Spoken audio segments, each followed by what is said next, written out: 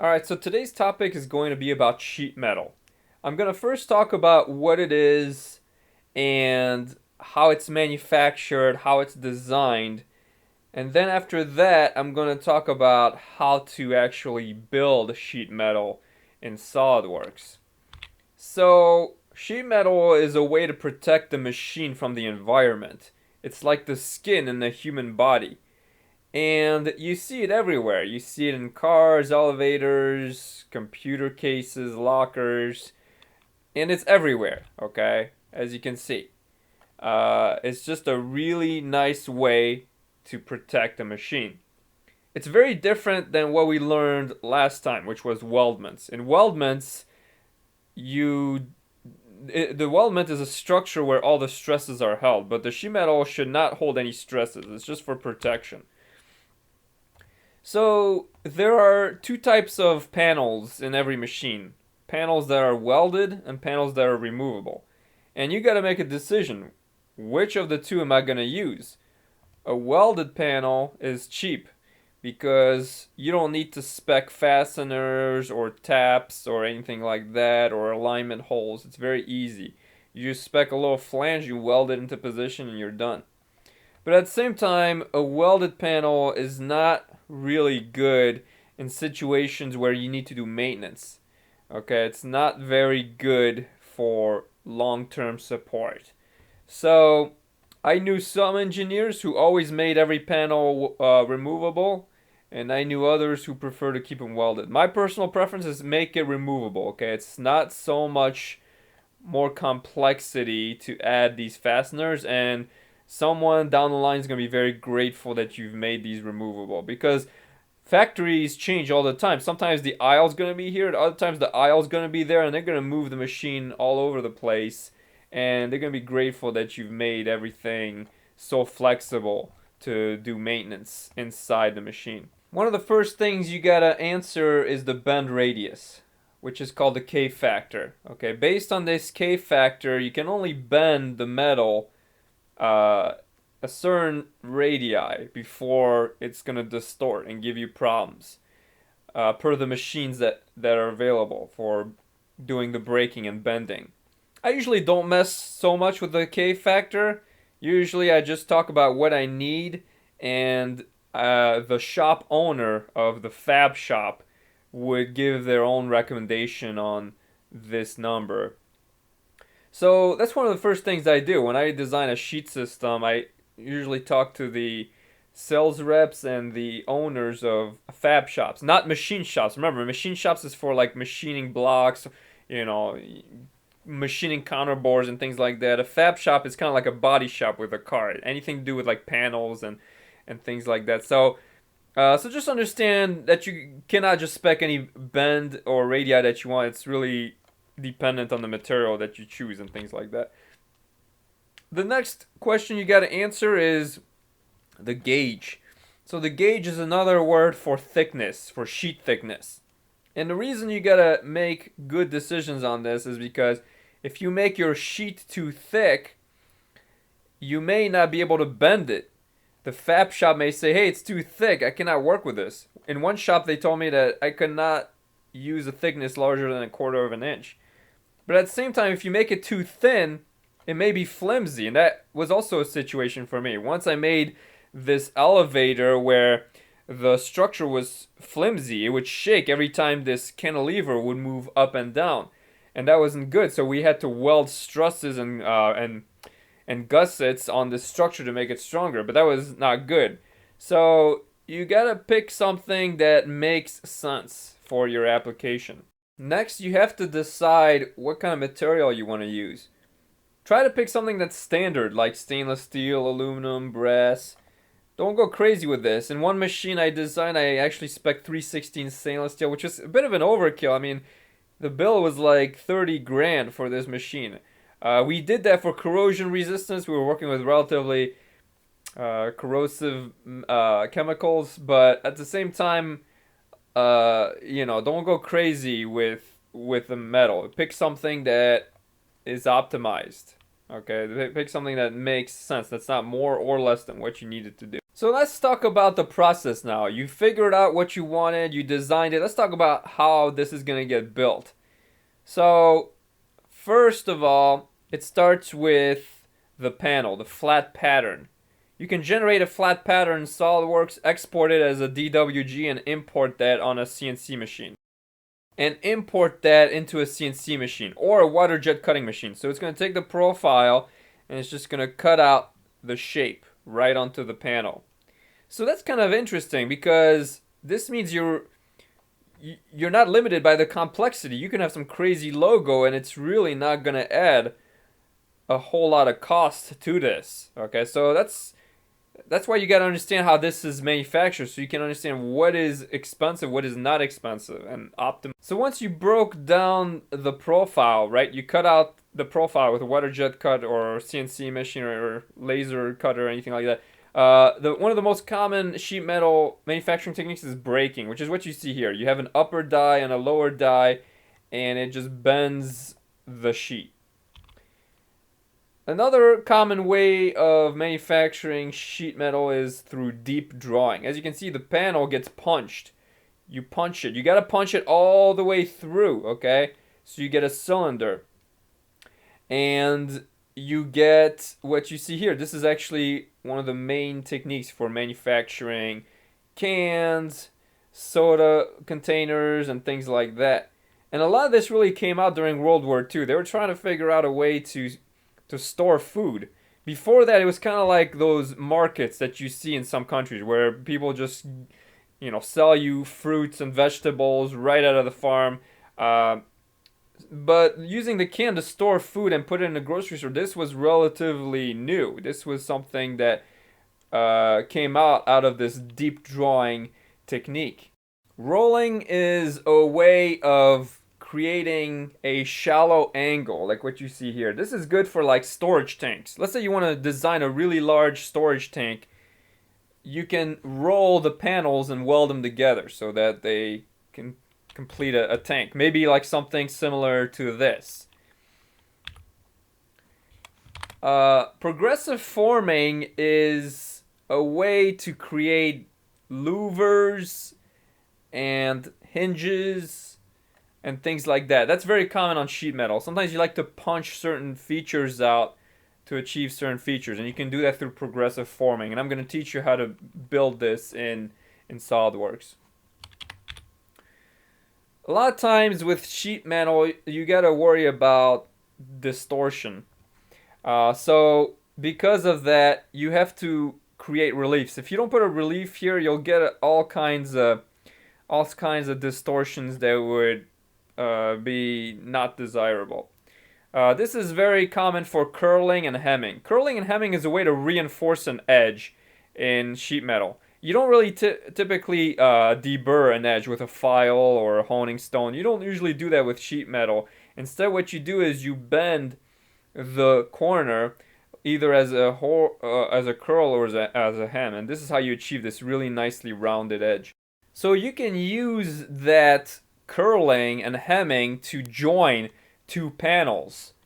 Because think about it, if you have two thin sheets of metal, how do you join them together? You don't want to butt them up on the endpoints. That's not going to be a strong joint. So instead, you can do these three profiles. Okay, you kind of connect the two panels in either way that you see here, and you get a much stronger joint. And that's just the way you do it to get a solid connection. You can also punch on a panel to create a perforated mesh. So this is something that you can also do on a sheet metal. And also you can stamp. So this is good for like the auto industry when you're trying to make a lot of door panels and hoods and things like that.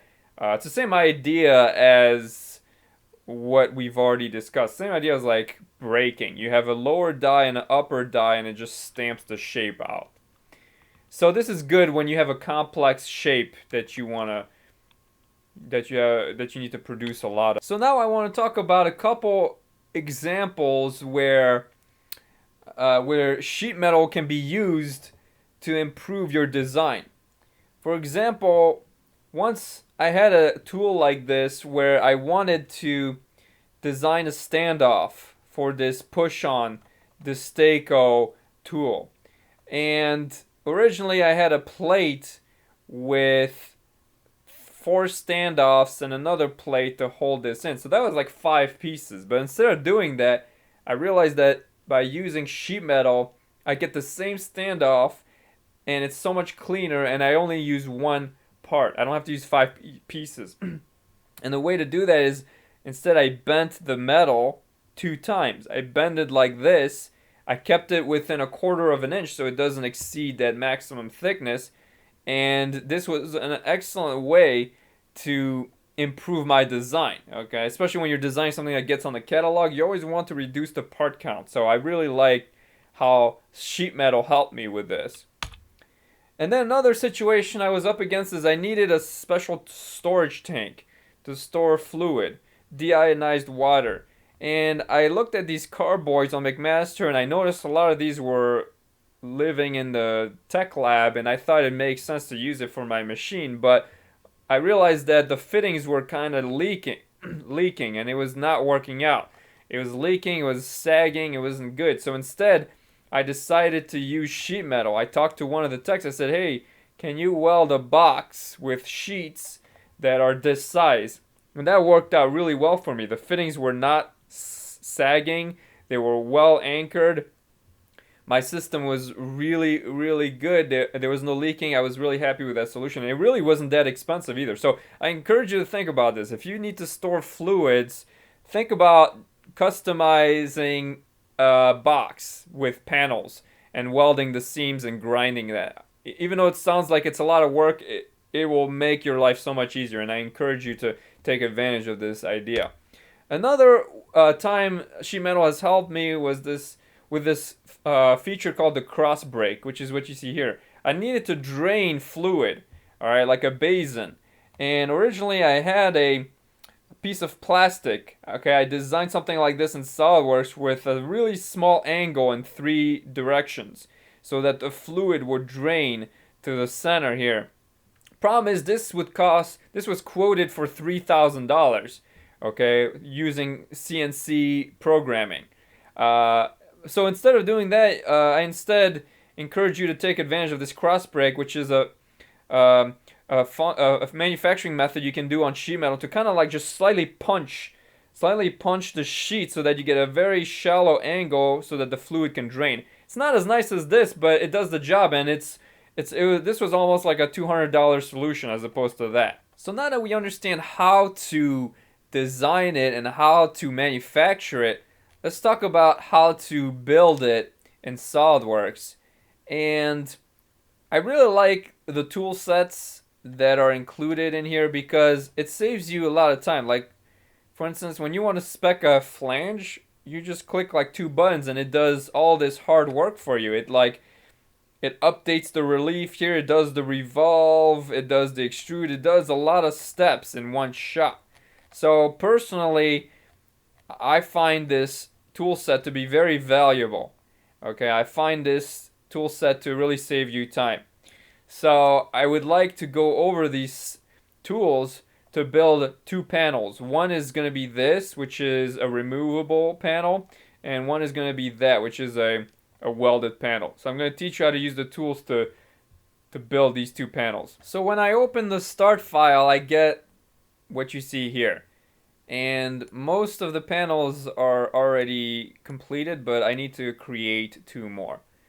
So here's how we're going to do this. We're going to use top-down assembly instead of bottom-up to build this. So what I mean by top-down is I'm going to use this button I'm going to use this button, the new part button, instead of insert components. Insert components is a bottom-up technique where you build it on a part, import it, and then mate it.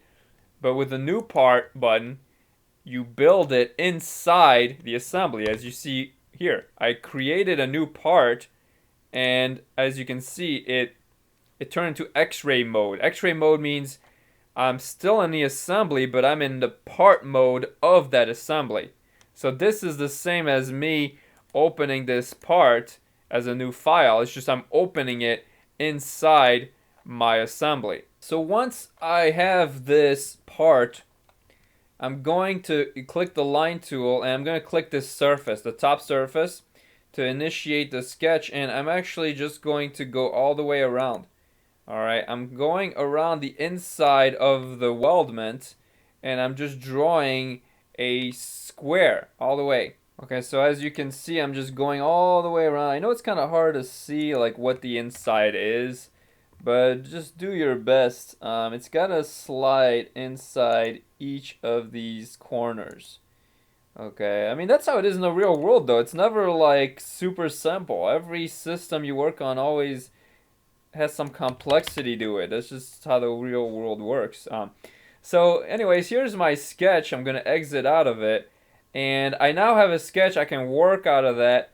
But again, I don't really like this X-ray mode. It kind of confuses me. So what I like to do is work on this as a separate part. So I'm gonna right-click, hit Open Part. Gonna hit double click the middle mouse button to okay, I know it's hard to see. Okay, there's my sketch. All right, if zoom extends, I'm gonna make this a white background, and here's my sketch, and I'm gonna turn this sketch into a sheet panel now. So to do that, I'm gonna right click and turn on sheet panel. Okay, it's right here, sheet metal, and these are the tools that we're gonna learn.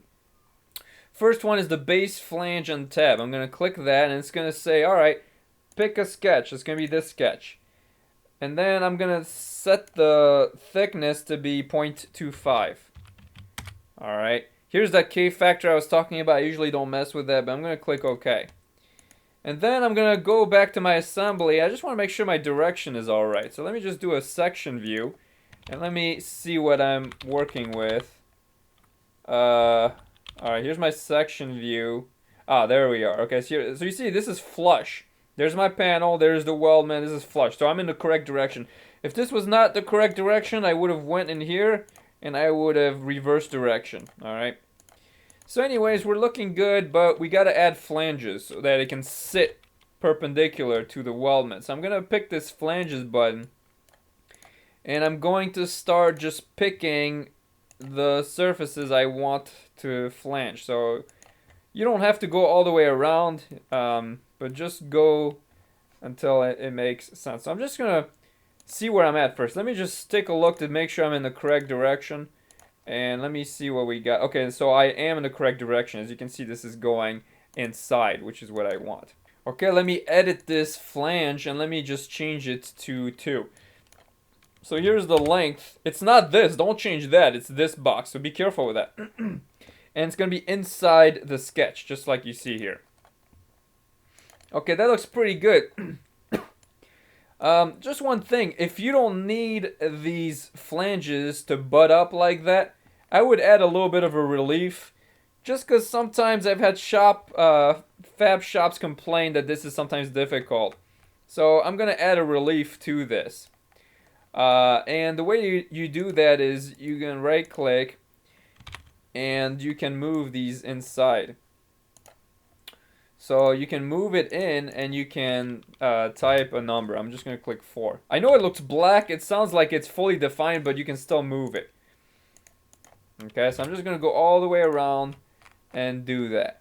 Alright, so I did it on one and I'm going to do it on the other ones. So I just went around and added the flanges that you see here. And now let's take a look at how this looks on our assembly. So you see there? See that? This is the flange. Okay, it sits inside and then you can weld it inside the weldment so that it fits.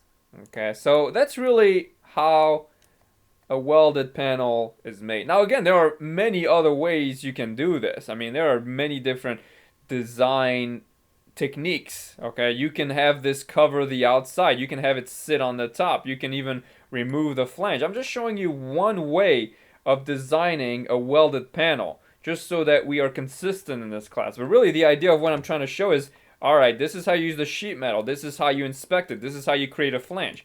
Okay, so just understand there is not just one way in design.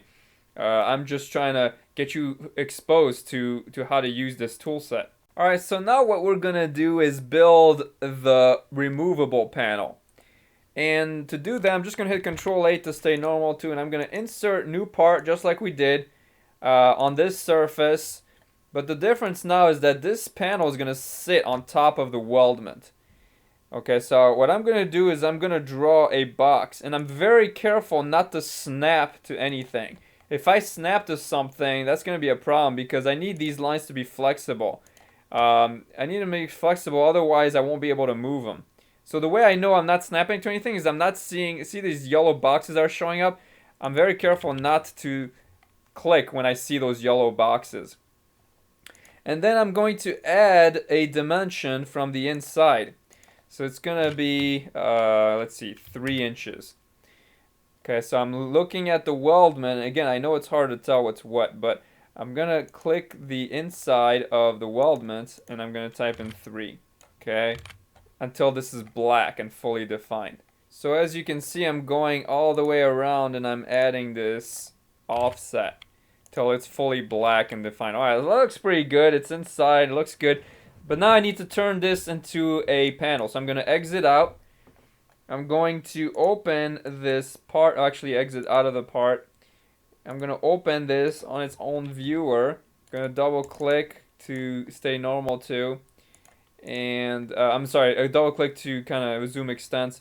And then I'm going to turn this into a panel. So I'm going to click this. It's going to be 0.25. But again, I do want to make sure it's in the correct direction. So let me take a look. It doesn't look like it's in the right direction. It's kind of biting itself inside. So what I'm going to do is change the direction of this. Okay, reverse direction. And then let me see if we're good now. Okay, so now it looks good. It's sitting on the outside. And if you want, you can even create a reference plane that's offset by a certain value. So you can even customize and control that any way you want. So anyway, since this is a removable panel, we're not going to put a flange. We're going to put a hem. Alright, and this hem is gonna go on the inside. Usually there's a preview. There we are. Okay, a little preview. I'm just gonna put a little hem that's gonna be about 2 inches long. And it's gonna look like this. Okay. And let's see what we get. Okay, so that looks pretty good. Alright. And again, let me double check to make sure it's in the correct direction. And it looks like it's correct. It's on the inside. Again, most of the time this is going to be alright, but if you don't really need it to be that close, I would add a relief just because some people might complain about that. You can see the shear, the amount of stress that's going inside of here that could kind of distort your panel. That's another thing I kind of like about SolidWorks sheet metal. It gives you these geometries that would be kind of hard to do with just the revolve tool and extrusion tool. So again, I'm just going to go in and do what we did on the other one, which is to add the relief. You just edit this sketch and you just move the endpoints and add a dimension on them. There's one. There's one. And we're going to do that all the way around. So I went ahead and added the reliefs on all of the edges. I'm sorry, yeah, the reliefs and the hem, as you can see. But I also like to add a little fillet on the edges here, because if you remember, with panels, you're gonna just laser cut this whole profile. So since this corner is gonna be exposed, I might as well add a fillet. It's not gonna add extra cost, and it's just going to make it so much more ergonomic. Again, this is just one way of designing. There are other ways that are probably even better than this, but this is just one way of designing this panel. So now that we have the panel, let's take a look at what we got on the assembly. So here's the panel. It looks pretty good. Okay, as you can see, it looks good. And what we got to do now is fasten it. Okay, it's designed, but we need it to bolt onto the weldment. And to do that, we're going to use 2 tools, the Hole Series tool and the Smart Fasteners tool. So if you remember in 180, we learned about using the Hole Wizard tool. The Hole Wizard tool is to create individual holes on parts that are intended to be assembled using bottom-up assembly. But that was kind of tedious, because if you look at this fastener assembly, it's kind of tedious. You got to figure out what kind of hole to spec here, figure out its location, then you got to open this part and do the same thing, figure out the X and Y position, and figure out the type of hole. Then you got a third piece with threads. So it gets really tedious. So I just want to show you a new tool today called the Whole Series tool. Whole Series is a top-down assembly tool that lets you just specify one X and Y position, and it will generate all the different holes in that assembly within that same alignment. So with just one specification, you specify this, and the tapped hole in one shot. So let's check out this Whole Series tool. It looks like this. Again, you can just type it on the search box. You do have to be in assembly mode though. And then, let's see. All right, well, it tells you that it needs to know where you want these holes to be. So I know it's a little glitchy sometimes. I just eyeball some locations. Again, I'm trying not to snap to anything. And then I just drag over and I snap it to the corner here. Okay, so what I'm trying to do now is to make these concentric. Okay, I made this easy for you. I made this concentric about the fillet here, but in most applications, a lot of times what you have to do is create a box. See, I'm trying to snap to that. Yeah, you got to create a construction box, and then you connect the endpoints to those corners, and you dimension that box. Okay, so that's the traditional way to specify the locations of holes. But for now, I just try to make it easy for you. And then this is aligned with that, which is aligned with that one. So I would probably even take the time to put a little box or little line that connects all these features together. Let me see if that's all right. Yeah, that looks good. Yeah, so I would even go ahead and add a center line that connects all these, just so it's clean. All right. Okay, so just to make this very clean. And then what I would do is, see, this is a little bit undefined. I'm just going to make a horizontal relation. So you see now it's black and it's a lot cleaner. So anyways, all I did so far is define a point. And this is the same tool as this. This is the point. I just clicked to make it concentric about this fillet. And I did that a couple times on this panel. So once you do that, here are the buttons I was talking about. It's talking about what is the hole that you need on the first member, on the first component. In this case, it's going to be a 100-degree flathead, which is this thing, a countersink for a 1/2-inch size. So you just really spec these things, and then it figures out, all right, in the middle piece, you probably want a clearance hole for a 1/2-inch bolt, which makes sense. I mean, it says if you want a countersink, a 1/2-inch countersink, you probably want a clearance for a 1/2 inch. And as you can see, it's grayed out because it assumes that this is what you want. And even on the third piece, the tapped piece that assembles the assembly, right? We're talking about this piece, 1, 2, 3. On the third piece, it even assumes that you want a threaded hole for a 1/2-inch size, okay? And you want a normal piece, and you can even spec the end component if you really want to get to that level of detail. But anyways, you just click OK, and what you get are the generated holes. You see, there it is. There's 1, 2, 3. I actually made a mistake. This fillet had to be 1.5 inches. Instead of 0.75. So now let's take a look and see what we got. If I go back to the assembly, see, now this is a lot better. This is what I was actually looking for. So anyways, these are the bolt holes, and as you can see, it created an aligned hole in the weldment as well, just like that. So once you have all the holes defined like that, you're ready to insert a fastener, and this is done through the Smart Fasteners tool. If you get this error when you try to fire up the smart fasteners, it means you have to turn on these two boxes on the tools add-ins. Alright, so just be aware of that. If that error pops up, make sure to do that. But let's see if we do get that. If I hit smart fasteners, this is just telling me, hey, it may take a while to generate all the hardware.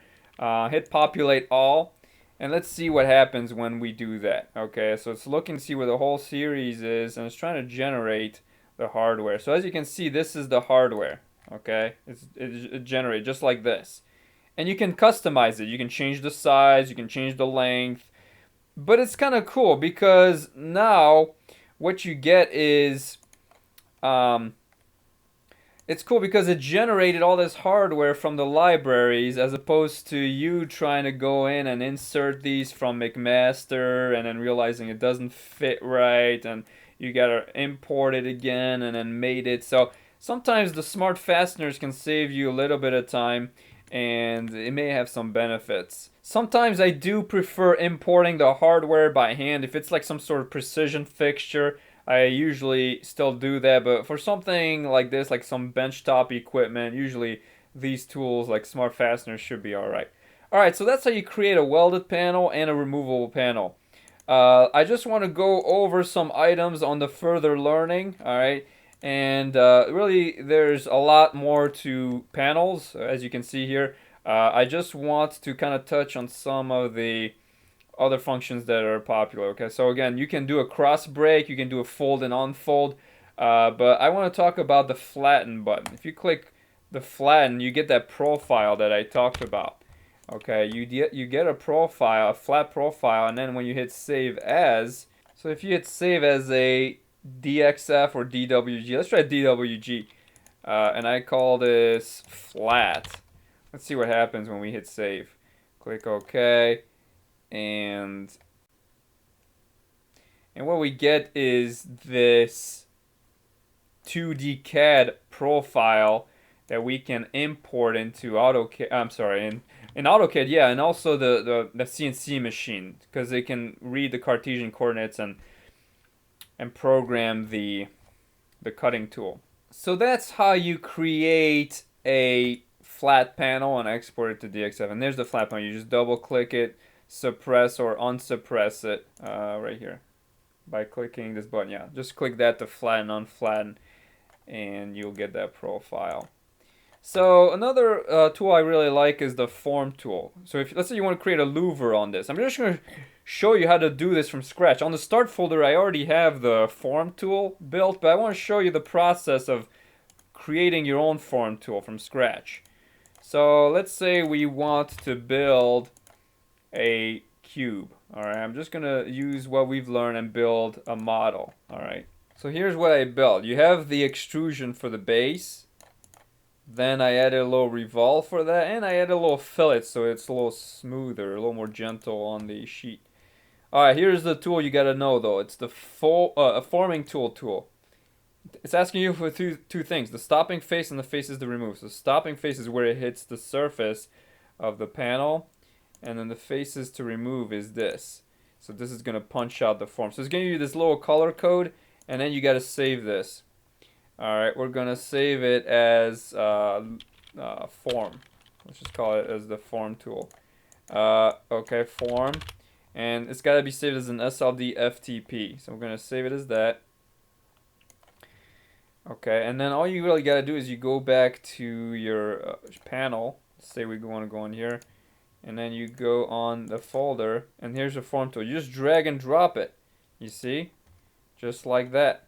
You click OK. And it looks like this. So you probably have to refine this a bit. For instance, you might want to reverse this. So you hit flip, and then you can change the position. You can set a center line. Okay, I'm sure you can figure out how to position this. Alright. That's not really the point of this. So I went ahead and positioned this, and once you have that all good to go, you can hit the linear pattern tool. Alright, you can pick the louver, and you can set the distance and the number of instances, and then you gotta pick a direction. I'm just gonna pick this edge for my direction. Click OK. Alright, and then that's how you do it. Okay, there's a ventilation louver there. Okay, so it's gonna punch out the material just like we talked about on the form tool and give you that. And there's a lot of other sheet metal tools, but you don't need to know all of them, okay? Just understand that one of the most common applications of this is for enclosure. And I wanted to expose you to enclosures for machine design.